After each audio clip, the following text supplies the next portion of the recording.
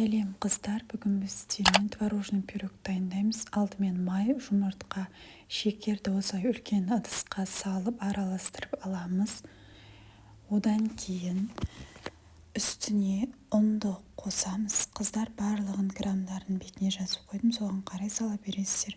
Осылай ұнды қосып болғаннан кейін разрыхитель ванилинді саламыз. Разрыхитель менде 10 грамм, соның 7 граммын салдым. Ванилинді толықтай сала салдым.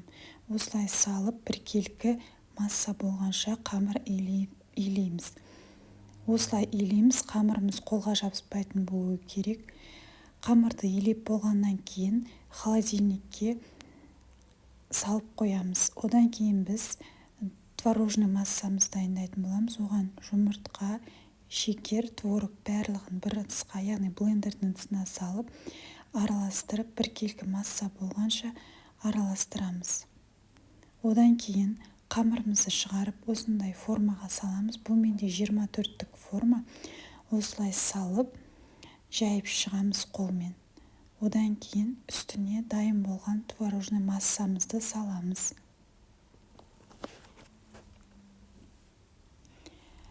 Творожный массамызды осылай салып болғаннан кейін сіздерде егер құлпынай, малина бар болатын болса, соны бетіне қойып шықсаңыздар болады. Әдемі сән береді. Мен осылай малина болғаннан малинаны салып шықтым. Дәл осылай 180 градуста 20 минут пісіріп аламыз. Қызарғанша осылай пісіріп аламыз.